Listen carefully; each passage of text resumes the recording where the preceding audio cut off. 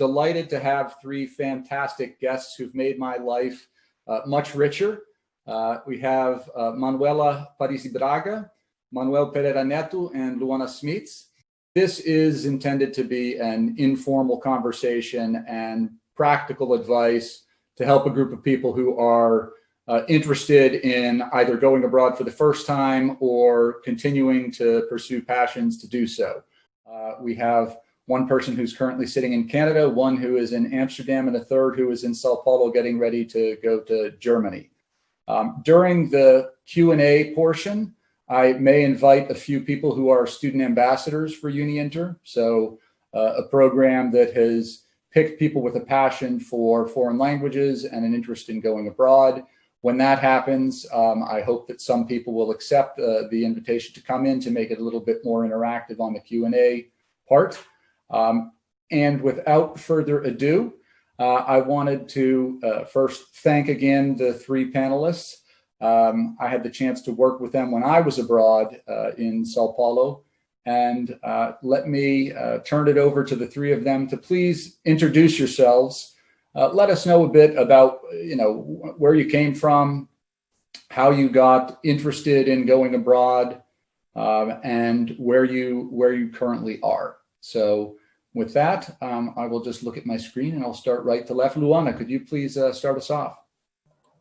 Yeah, sure. So good morning, everyone. Thanks for having me, Jason. It's a pleasure to help people that are trying to go abroad and study.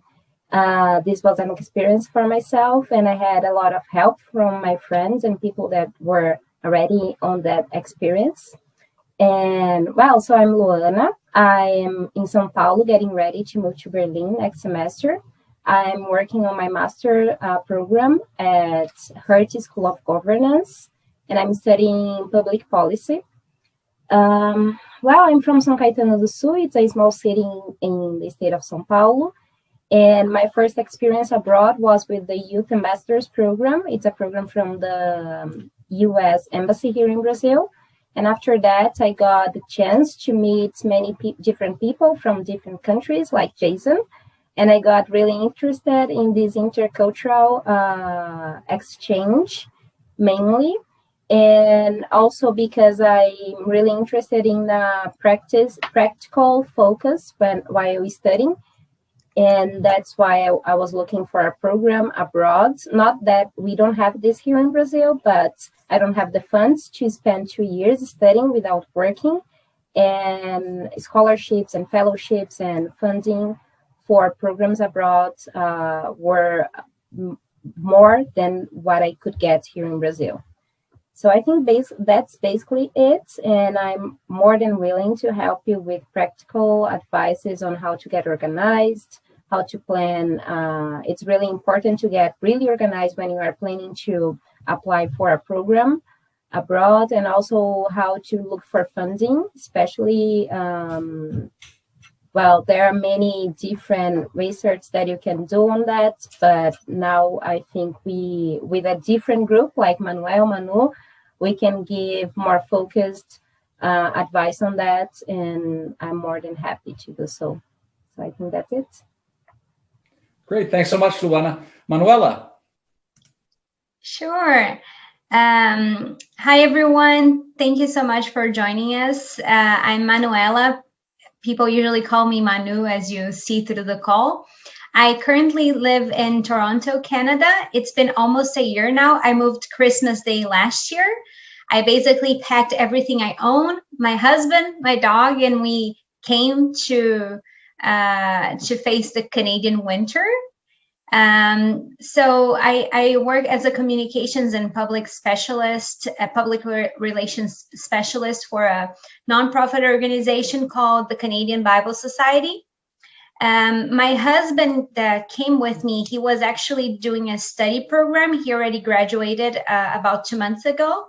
And it was a fun experience, but I have to say it wasn't my first immersion. I think before that, I had a reverse immersion when I was in Brazil, when some of us were working together. We had the amazing opportunity to be in an environment with so many international students, and just being around people from different cultures, that was so rich for who I am as a person in every aspect of my life.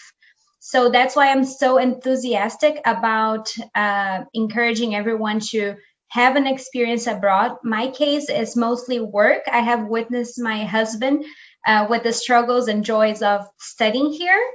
But I'll be happy to answer any questions that you have about this experience, especially here in Canada.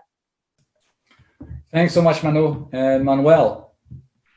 Hey everyone, so I'm Manuel Pedera. I am from São Vicente, a city close to São Paulo. Right now I'm living in Amsterdam in the Netherlands. I moved here for work this year, but before the Netherlands, I also had a chance to do a master's degree in the UK. I lived in London for a year.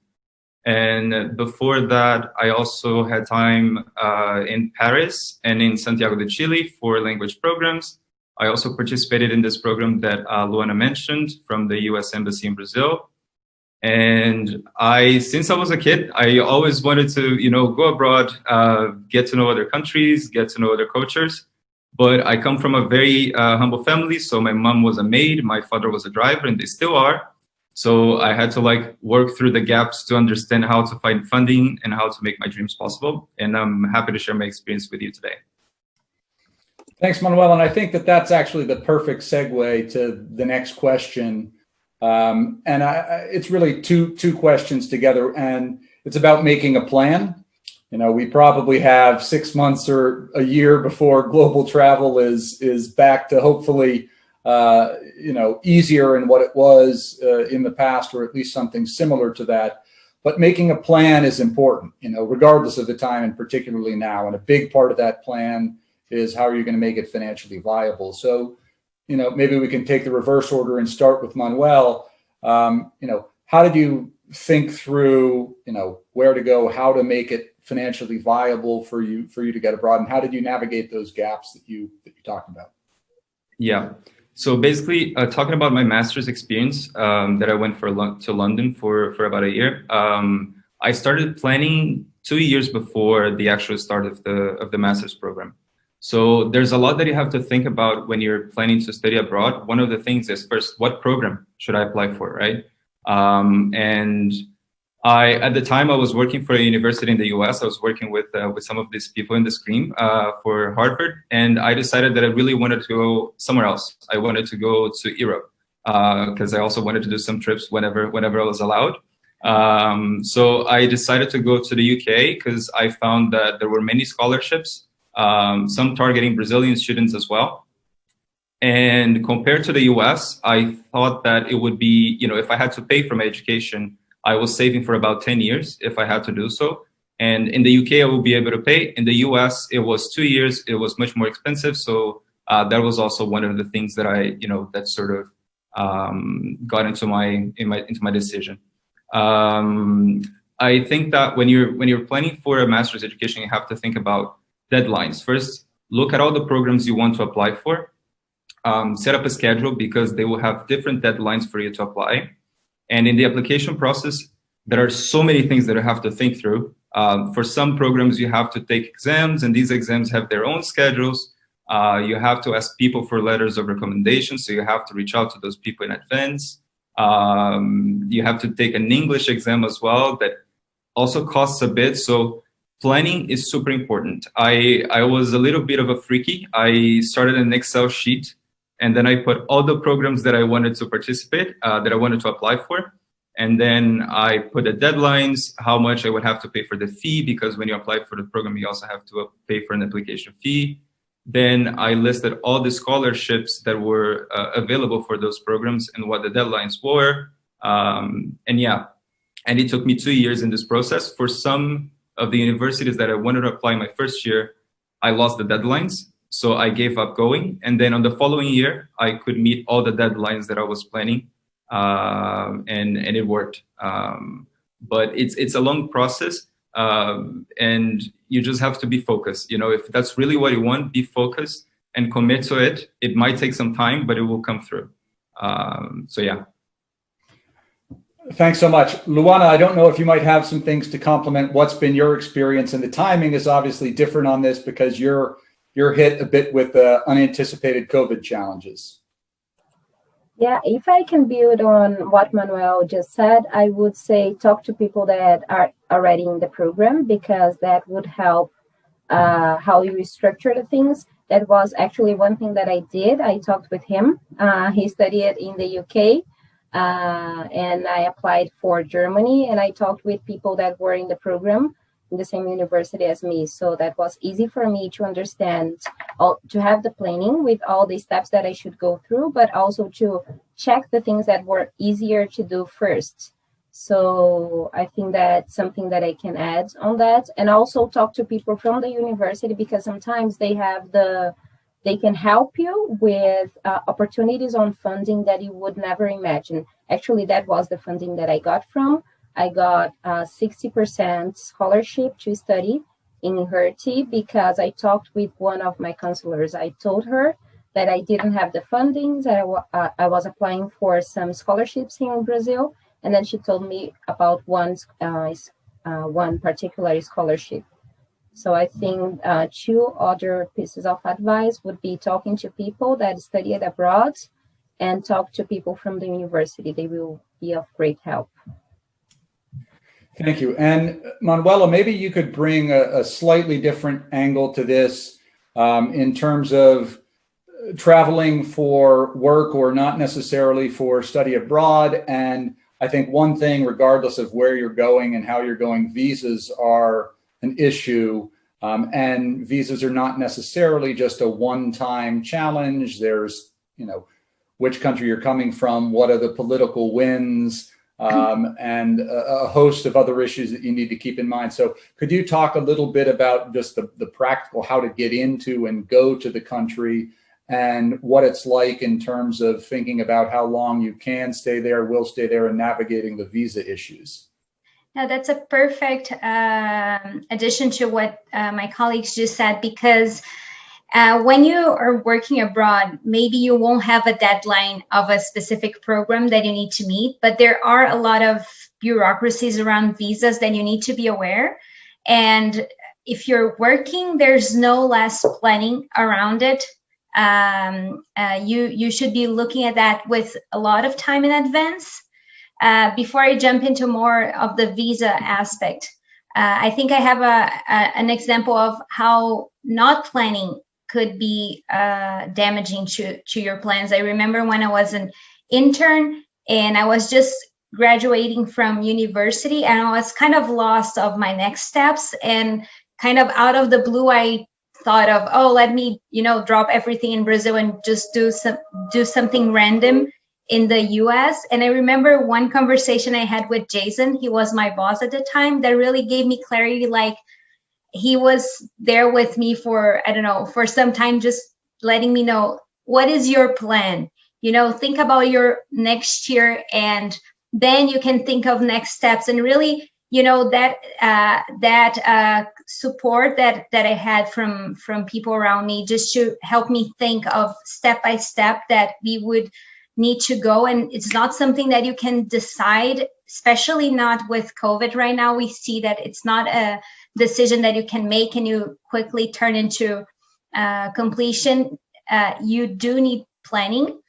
And now talking again about the visa situation. So for Canada, we're fortunate to have many visa options to come here, but that is also overwhelming because you need to navigate tons of content from the government website with so much detail, and then missing the specifics of what you want to know. So it's a lot. And basically, I see two pathways. You can either hire very good lawyers or consultants, which is fair and good to have credible people to support you in making that plan possible. But the path that I took was actually really study the government website and understanding what were our visas options.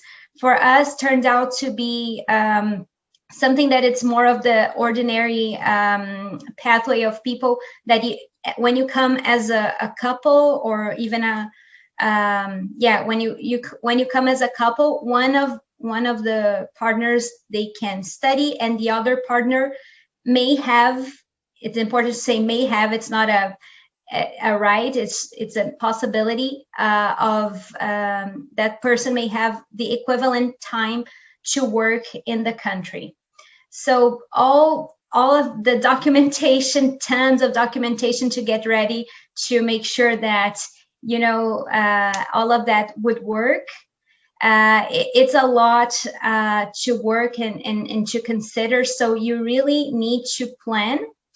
And there's one aspect that is so key, which is funding, because you do, for Canada, in our case, you need to show 1 year of funding in your bank account before you come to pay for the tuition, in our case, when my husband was studying, and for living expenses. And because there was no scholarship in place, that actually started 3 years before, when we decided to live smaller than we could afford in our situation, sell our car, you know, drive bikes, every aspect that we could save money, we really did, looking towards this end goal. In many ways was sacrificial. Sometimes, like, our friends and family that were not in the same, that did not have the same desire, did not understand, but still, like, we were true to our goal, and we were fortunate enough to accomplish it. Thanks so much, Manuela. So I actually have a question about immersion and how you have all managed. You know, I think you've done a fantastic job taking advantage of opportunities and immersing yourselves. And I think, you know, two separate things stick with me. One is that, you know, having help from people who understand where you're coming from can be extremely valuable, because they not only know, you know, something about a place that you don't know and are going to, but they might have a deep understanding of, you know, cultural backgrounds or expectations that you have that don't necessarily line up with where you're going. So on the one hand, I see tremendous value, and that's how, you know, migration around the world often happens. People from one place go, and then they help, and they make it easier for people from that place to go. To me, the downside of that is often that the type of immersion that an international experience can really be hurt by relying on the same little group of people, the panelinha, and you really can struggle to achieve what you had envisioned and hoped for, of breaking through in a new place. So I'd be curious to have, you know, thoughts from each of you on those two different things. One is the positives of advice and help from people who understand where you're coming from, but also any reflections on the pitfalls that can come from an over-reliance on people that are, you know, from a place that you're comfortable with, and how that can potentially be problematic to breaking into a new culture or a new country. Manuela, could you, start us off? Yeah, no, I was nodding my head because that's so much true. And it is a constant struggle. Like, are you on your comfort zone? And by that, I say surrounded by Brazilians that think alike, that speak Portuguese, that are culturally aligned with you? Or are you really exploring what is around you? And I actually needed to find a balance because when we got here, my husband and I, we wanted such an immersion that we were like, oh, no Brazilians around us. Let's just, find all people that we can speak English with and develop our language. But I say a balance because there is a value on the work ethics of many Brazilians and the way that we actually have very good education in Brazil if you have the privilege to have access to that, and also if you dedicated yourself to study. So we had a struggle to find a good balance here because it's comfortable and feels like home to be around Brazilians, but at the same time, the immersion in the other cultures, and for Canada, it's such a tapestry of different cultures. To immerse in that culture, it will be more costly in so many ways because you really need to break your bubble, and then the other communities bubble. People, you need to make an effort to really connect with people. And for us, just to give an example, and that was prior to COVID, but I can give a COVID example as well. When we got here, 2 months in, COVID hit, but in those 2 months, we took advantage of every opportunity. We had dinner with random people. We spent New Year's with like people that I'll never see before, but we were trying to break that bubble. I immediately tried to connect with my community of faith, so my church, and that opened like so many doors for me to meet people that were not Brazilians. Meetup, it's an app, website that I was able to find some opportunities. Every free public event that we could in our professional areas or beyond, something called Toastmasters that also helps you with your public speaking skills. All of that were opportunities, uncomfortable opportunities, but they allowed us to really break from this comfort zone of being surrounded with Brazilians, because they are everywhere. Be sure of that. Thanks, Manuela. Manuel, could you give us any thoughts you might have? Sure. Like from my first international experience that was in the UK, I was at a university that had loads of events. Like all the time you had all these types of events with, you know, speakers that won the, you know, a Nobel Prize or whatever. So every time I was just going to events by myself, which was something that I wouldn't do in Brazil. Like when I was back in São Paulo, I was always expecting a friend to join me, otherwise I wouldn't go. But when you're abroad, you need to really try to expand your networks, try to, you know, throw yourself and immerse yourself in every opportunity that you have. So many times I just went to an event. I didn't even know where it was. I sometimes didn't even know who was speaking, but I knew a little bit about the theme. So I was curious. And then I made friends. And the one thing that Manu said, it is really true.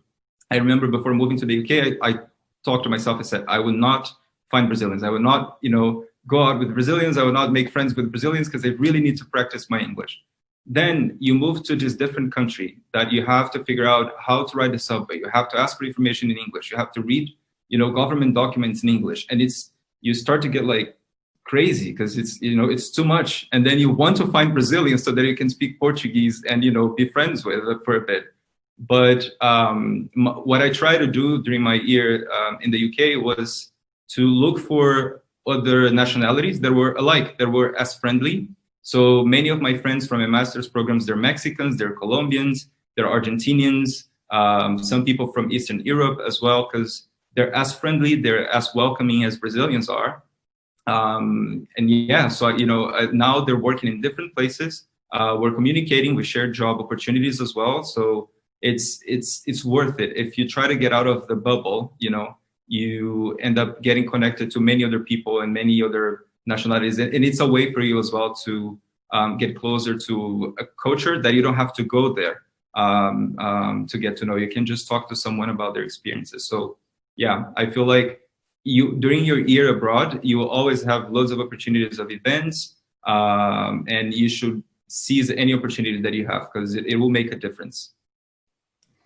Fantastic. Thanks very much. And I'm actually going to pivot a little bit on this question and start off with Luana. And, you know, thinking of you because you're navigating the COVID challenges in getting to Germany.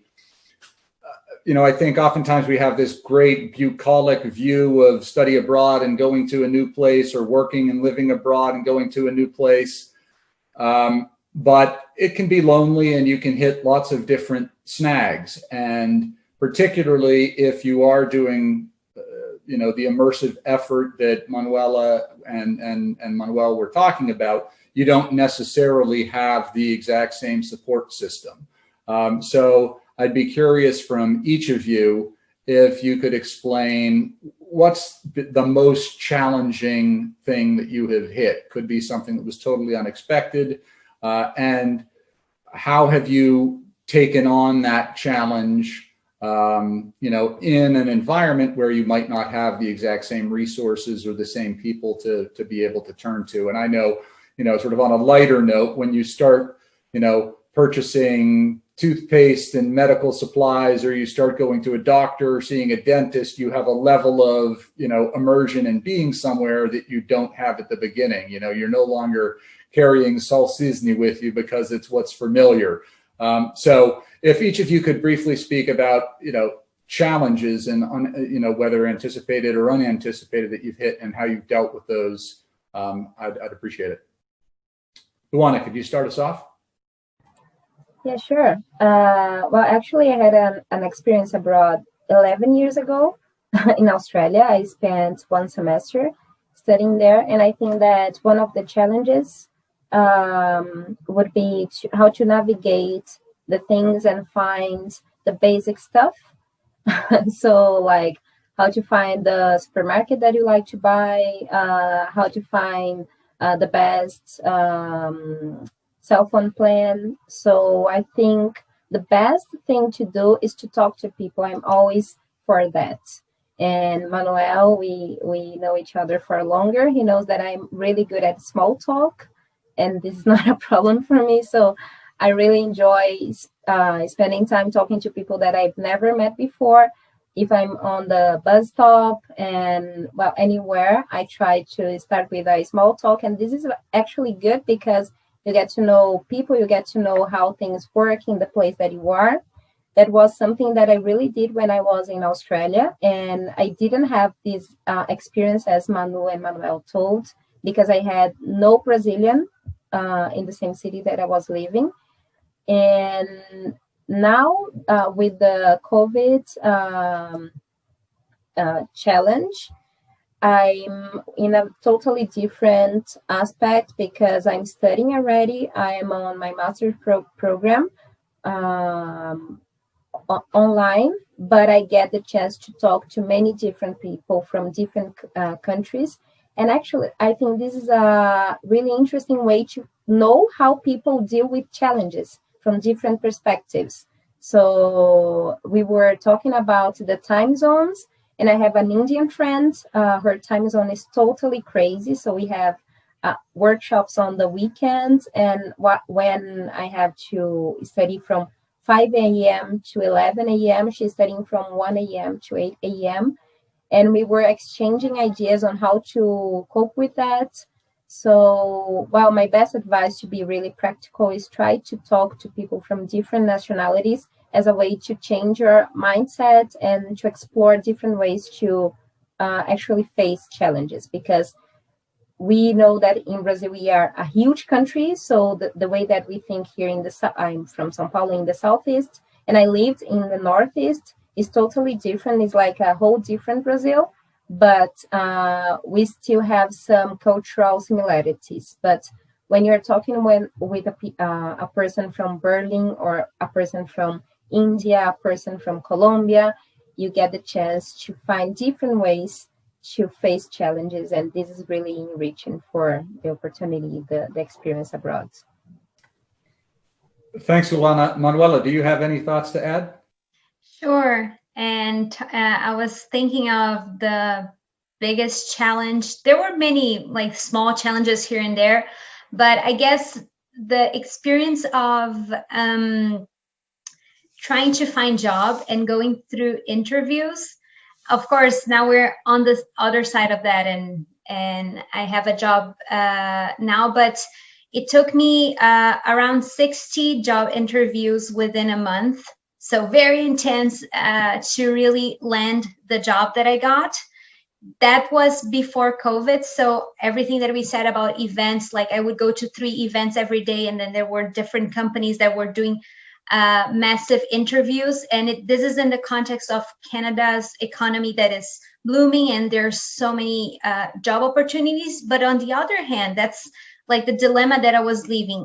There are jobs, you see them, you go to interviews for them, you read the job description and you say, I am qualified, but then you hear like people really don't engage with your previous work experience, and they almost like blank page, or in Canada, everything else doesn't matter for me, even if there's a fancy name like Harvard, as we were saying.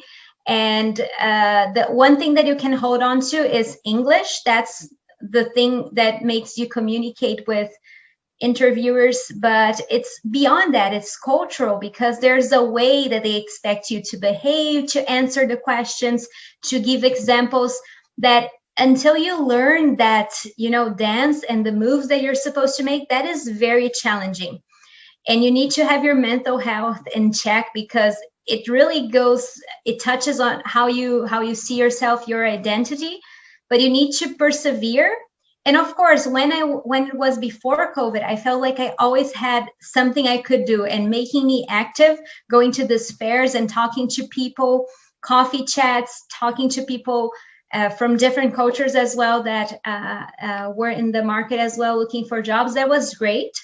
But then flash forward to the middle of the pandemic, and it was the turn of my husband to find jobs, and there were no events. Everything was shut down. We were in the middle of lockdown, and trying to be creative in that situation, we faced big challenge number 2, which was, how can we make this work in the context that we're at?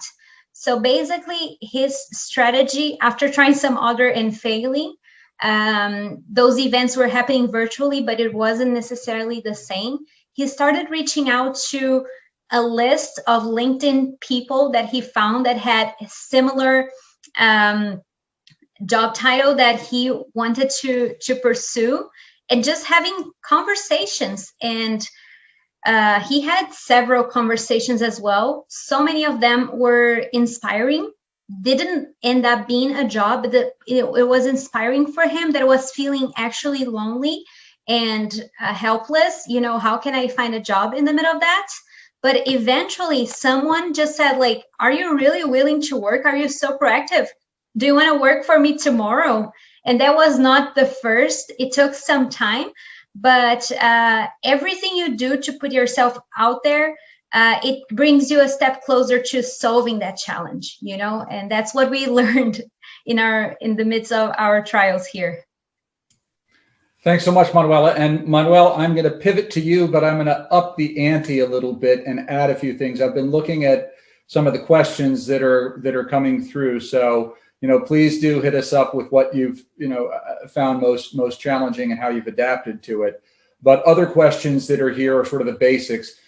How do I get started? Is there a place where I can look either for, study or work abroad? Where do I go for that first step?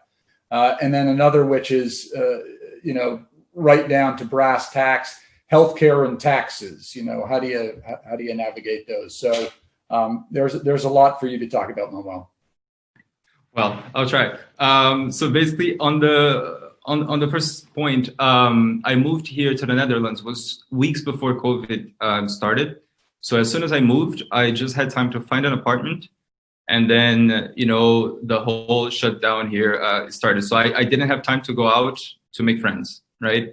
And at one point, I remember I'm in the Netherlands. Everyone speaks English, but the official language is Dutch. And I don't know if you guys heard Dutch before, but it's nothing like I ever expected. It's hard. It's hard. I had started classes, but I already gave up. So basically, at the beginning, I had to find health insurance. I had to, because it's mandatory here in the Netherlands for you to have private health insurance. I wanted to buy envelopes. I didn't know where to go. I had pens that I wanted to adjust. I didn't know where to go for that kind of thing. And everything was closed. So I didn't have time to make friends. I just turned to my colleagues. I was lucky enough to move to the Netherlands by invitation of my current company. So I didn't have to go through the process of looking for a job like Manu did.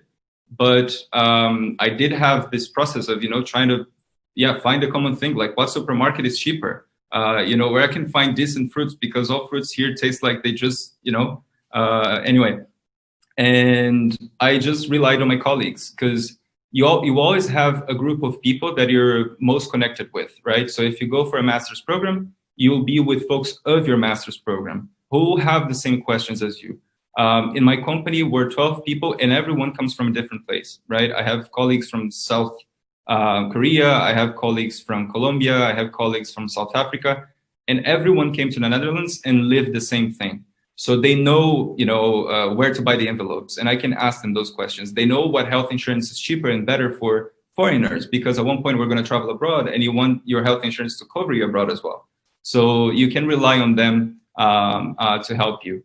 And for the person who asked about the first step, for me, I know that you can go for these companies that provide you with support and you have to pay for it, but it was not a possibility for me. So what I did was really to look into the rankings of the universities, see what universities were better at the program that I wanted to study. And then I looked into the university program to see what were the requirements, right? Do I fit for this program? Do I have the amount of years of work experience that they are requiring? And so on. So I started with that. I started first looking at the rankings. Then I went to the universities, and then I found all the programs that I could apply. And then I made the list and I started applying. That's how it worked for me. Some people, start choosing the university based on the funding that the university offers. Or let's say that you find a scholarship and the scholarship is for this specific programs. And then you only apply for those programs. I do not recommend you to do that. First, really find the programs that you're interested in, right? Then you can find if there are scholarships for those and if you can apply. Because if you just apply for a program because there's a scholarship and it makes no sense to you or to what your plan is after the program, a good admissions officer will see that you're just trying to live abroad, that it don't really make sense for that program. So be very honest, in this process of like, it's a moment for self-reflection. What do I want to do? Do I just want to live abroad, or do I really want to study, or do I really want to work? Because you have to study, you have to work.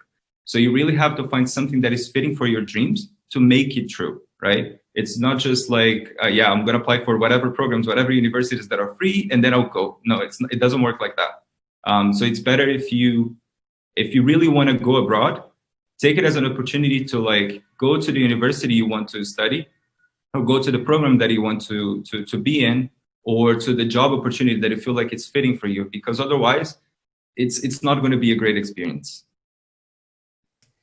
Great, thanks so much. I'm going to do one more question, and then I'm going to do an experiment of inviting a number of new people in as panelists so that they can pose questions directly. So as I invite global student ambassadors from UniInter to join in, I will see that you are interested in joining in if you accept.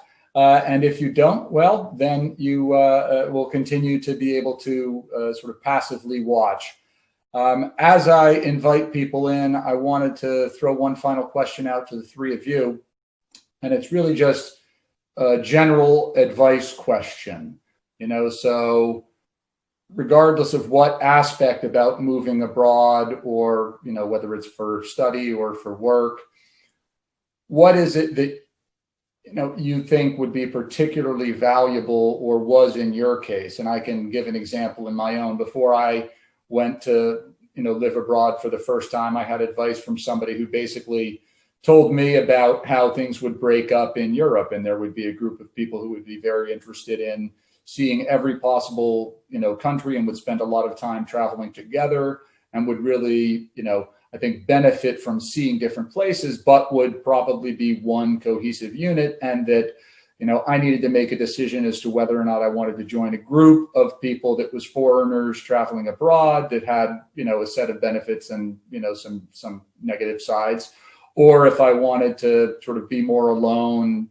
face some of the loneliness and other challenges, and have a different set of benefits, which would be immersion and learning. And, this person didn't say do one, take option one or take option two, but just having that conversation for me before going was really valuable and important, because this is somebody who had done it, who said, stop, think about which path you want, and my experience was exactly that. That is what happened. There was a, group of people, and, regardless of which choice was made, I think it was really helpful to me to hear up front, you need to think this through. You need to know which way you want to go and why. So the question to each of you as I invite people in, do you have any specific piece of advice that might be helpful to people who are watching from your own experience? And Manuela, maybe you could lead us off. Sure, that's a tough one.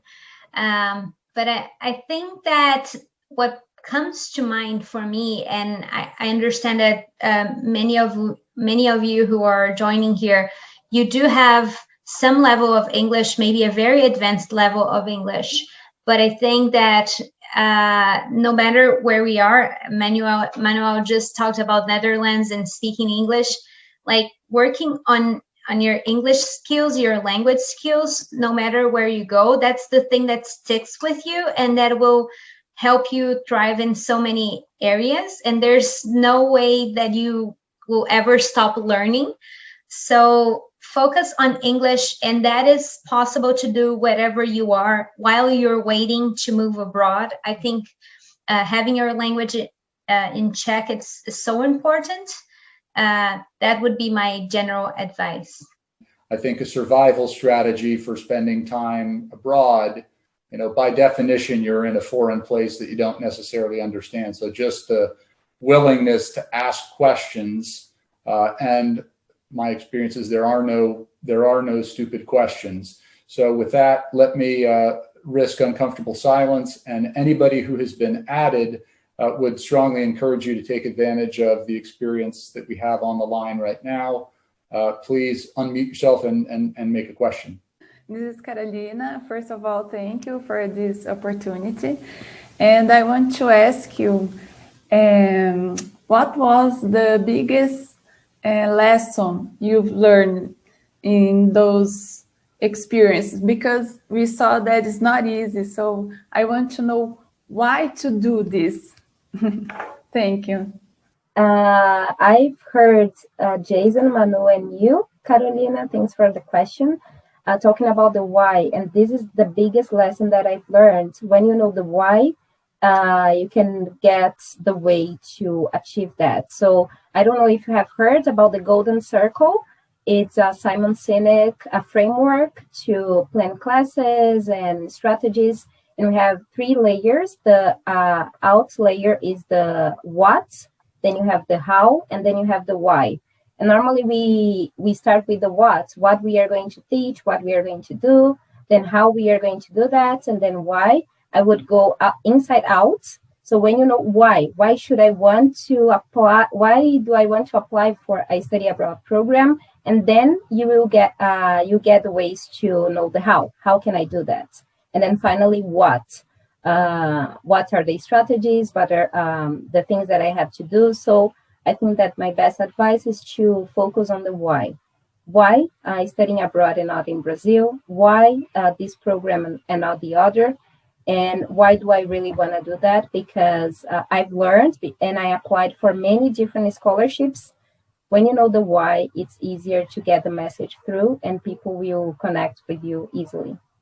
I have a question. Hello, everyone. First of all, I'm Poliana. Thank you for being here, sharing your experiences with us. Well, what I wanted to know is I plan on studying abroad in 2024, and I wanted to know what can I do now to improve my curriculum and what is more well viewed by the people that evaluate your curriculums to the universities that you applied, and the universities you're currently doing your master's program, like Luana, and that you did your program. Well, I can start, Poliana. So basically, I would say that if you're thinking about, are you applying for a master's? Well, I plan on applying for a PhD. I'm currently a master's student here in Brazil. Okay. So I would say, first, look at the programs that you want to apply, right? Because they will have a very clear description of what they require for you to be admitted. And then there will be some that you more than have everything that they want. There will be some that you may have to improve a little bit on the work experience or having publications. Maybe some PhD programs, they will require you to have publications. But I would look into those programs, see what they're asking you to have, and try to fit it in within the time that you have. So let's say you're thinking about it for next year or from 2 years from now. See what you can actually do within those 2 years to meet all the requirements that they're asking. And when you apply, make sure that it is very clear in your personal statement that you're everything that that university desires. Like you don't want to be arrogant, but you also don't want to be like too humble in your personal statement. You have to say, I am great, not with those words, but like saying, describe your personal statement. I have done this, I have done that, and I want to come to these universities for this reason. And my plan after, this PhD program is to do this. And that's why I think this university would be great for me at this point. It has to be very clear why you're applying for this program, if you meet the criteria, and if your plans for after that make sense for the program you're applying. And then the admissions officer will read into that and will say, Poliana did a great job, come in, we want you. And then you get your acceptance letter. Yeah, I think that that's great advice. Another thing at the PhD level, Poliana, the amount of interaction and the expectations. A lot of PhD programs, or certainly some of the elite PhD programs, this is creating the next generation of faculty and professors. So the faculty and professors who are in seat are highly invested in their PhD students. So there tends to be a smaller number and a more intense interaction between the faculty members and the PhD students. So this will depend on the program, because size of programs vary and exactly what people are focused on varies a great deal. But it is, I think, the most interactive, the most important to have very specific context and knowledge. And I think Manuel's given a great, given great advice about not just being all things to all people, not just saying, I want any program out there. You've thought about programs that make sense and why they make sense and why they make sense for you. And I think to Manuel's point in terms of schools are also going to be looking at the students coming in and saying, are these students going to be great ambassadors for us in the future? How successful are these students going to be in the future? Will we have spent, our time and resources wisely on this person? And will this person reflect well on us in the future? So both of those things are important. And I also couldn't agree more in terms of the challenge and importance of demonstrating how you really have the skills and attributes that a program, a school, a university would want. And it's not the time for humility. It's also not the time, I think a difference is people spend a lot of time at the universities, especially if they're on campus, and getting to know the person and the attributes of that person is important. So PhD program, I think all of that is true, and even more so.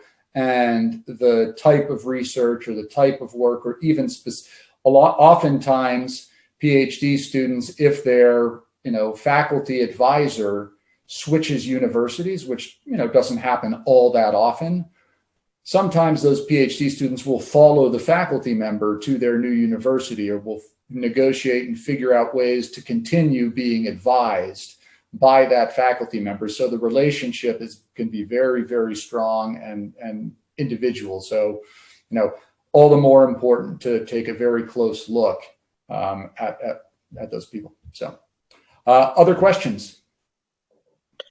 I would like to know, hello, my name is Renan Caldeira, and I want to know the biggest difficulties you guys faced when trying to join the master's, getting a master's scholarship. In the end, I didn't get a scholarship. I ended up paying for most of my program. I knew of different scholarships that I could apply for, and I applied for them. For some, I became a finalist. There were 2,000 applicants. I got to the first 20, but I didn't get it.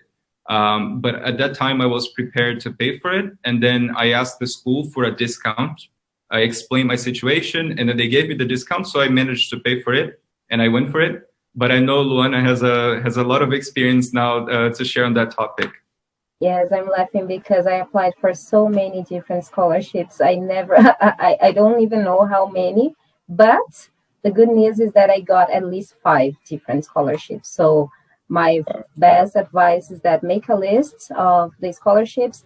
And also, Renan, I think that there's 2 different types of scholarships. One group that is based on the profile of the applicant. So I'm looking for scholarships for Black women, and I got many different types of scholarships on that, and also the course that you are applying to. So if you're applying for public policy, if you're applying for public administration, if you're applying for economics, so you have different scholarships on that. And I think that is to get the motivation and be really willing to spend a lot of time, because you have to talk to people, ask for recommendation letters. There's some processes that they are really time consuming. I participated on one that I spent 4 months working hard on the process.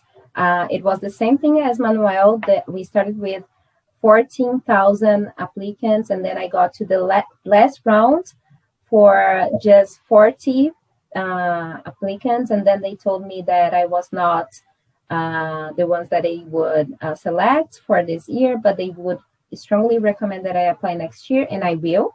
And so I think that's don't give up, and also talk to people, because when I got this no from this scholarship, because that was the one that I was expecting the most, I told from the counselor from the university, I will not be able to join this class. I will have to decline the offer. And then she told, no, we really want you in this class, so I'll look for different scholarships. And then she sent me a list of 10. It was on Friday, and then she said, there is this one. If you can write an essay, the deadline is today. And then just send me an essay, and you get the answer by Monday. And I said, well, this is crazy, but I'm here. I'll write this essay. And then I wrote the essay, and actually that was the scholarship that I got, 60%, which is like 140,000 reais. So for 3 years, for 2 years, and it took me 2 hours and not because it was easy, but because I've been applying for scholarships for a lot of time. So I think make a list, and if you need help, ask for help, and try to organize yourself, and make sure that you understand you have to put a lot of effort and time on that. A question/comment, which is around the management of letters of recommendation, or the involvement of people that you need to have involved to help you with references. And I'm curious as to how the three of you have managed that, because this can be a challenge, particularly if you're relying on people who, because you had a work relationship or a university or school relationship with these people that's very strong, and these are the key people, to provide you with support. However, those people don't necessarily understand the system or the place that you're trying to go to. So how have you managed that? I can mention one of my experiences. I was lucky in my process because for the masters that I applied for, I needed 3 letters, and 2 of the people that I had selected, they were from universities in the US, so they knew the process. It was easy. I explained to them what the program was about, gave information as to why I was applying, so that they could, put that in the letter and say how it makes sense, from the experience that they know, knowing me. But from one of my recommenders was my professor in Brazil. And then it gets a little bit more complicated because they're not super aware sometimes of how this works, right? And then I explained what the process was about. I explained that there was a deadline. I explained how they should submit it in the system. And he didn't understand, this professor specifically that I asked help with. And then I booked an hour with him. I went to his office, and then we sat together, and I guided him through the process. I didn't see the letter because I couldn't see the letter that he wrote, but at least I sat down with him. He was old enough to not be able to scan the letter by himself, right? So I helped him scan the letter, and then he managed to apply to send the letter to my application. Through the system, but he was kind enough to lend me that hour that I could go to his office and then help him with the process. One thing that I would recommend is have backup plans, because sometimes there are people who like you, who can really help you with the letter, but they don't have the time. And if they don't submit the letter by a deadline, you might lose the deadline for your program overall, and then you would not be considered. So have a backup plan of someone that could speak, not well of you, but like that knows you well, that can write a decent letter saying that you meet the program requires because, and then they gave examples of like opportunities that, you work with that person and, but have that backup because it's important. You might have to rely on it at one point. I wanted to say thank you so much to all three of you, Luana, Manuel, and Manuela, for spending your time with us. Know how busy you are, and you're in different time zones now. And just on that, sort of closing thought on cultural differences, whether they're positive or negative, that stick with you. And I'm going to make mine just briefly, in terms of time, and it's just when to show up, and at what time. And how to interpret time, it's very different. And it took me a long period of time in Brazil, just to understand that, there's a difference between the business culture and the social culture. Nobody would ever even think to show up on time for a social event because on time is not the advertised time. It's a very different one. So, as we come up to 1 hour, and I want to keep this just about at the time that we had predicted and asked of our panelists, that's a thing that, I would highlight is just knowing the culture of time is important. And I think some of our panelists have highlighted the importance of planning and being rigorous about things. That is important. And sometimes the devil is in the details. And if we don't understand, the cultural expectations, we could, make something that to us is, not even perceptible, but to the person on the other end is, highly irregular or strange and doesn't leave a good impression. So parting shots and last comments from each of you. So one thing very quickly, commitment. I think we are committed people here in Brazil, but sometimes something happens with us and then we think that this is an excuse. This is not the best word, but we think that this is something that explains not meeting the deadline or something like that. So if you have an essay or a short paper, anything to deliver today by noon, and then your internet connection is lost, it's okay, but you take the responsibility on that. So I think that the sense of commitment and taking the responsibility is something that is really strong, and I can notice this from from my professors in the Hertz School.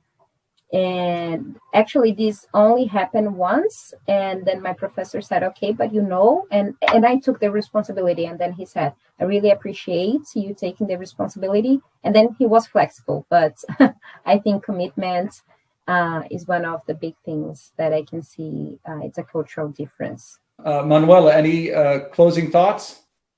I think your example of time was perfect. I'll leave with that. And Manuel? I'll mention two real quick. First time in the UK. For my master's dissertation, my advisor, he had 3 meetings of 15 minutes with me. And then once I was late for my first meeting and he didn't see me. So I only had 2 meetings, right? And I know that in Brazil, maybe the professor would stay a little longer to see me, but they always say it in the UK, if you can't be on time, be early, because otherwise time is a precious thing. And here in the Netherlands, sometimes, the Dutch, they really go straight to the point. They don't have time to, go around and start a conversation and have some chit chat. So it can come across sometimes as cold, but sometimes it isn't. It's just that they really want to go straight to the point. And you just have to understand those cultural differences to make sure that, you're doing good and you're well perceived by your colleagues. Well, Luana, Manuela, and Manuel, thanks to all three of you. I think, my last comment, and I've mentioned this to some of the student ambassadors in our prior conversations, really the dedication that people show and the interest that people show in themselves and that commitment is infectious, and the desire to be helpful to people. I'm extremely thankful that the three of you have been willing to spend your time to help. And I can say, that having had the opportunity to, to work on a team with these three people in the past, their level of commitment and the seriousness that they take things with, even though it can be lighthearted and fun, is really important. And the amount that people, are going to invest in you is going to be very closely reflected by how much they see you investing in yourself and how serious they see you about charting your own course and making progress towards your hopes and dreams. So thanks everybody for being here, particularly to Manuela, Manuel, and Luana, and look forward to seeing you in our weekly chat. So thanks so much, everybody. Take care.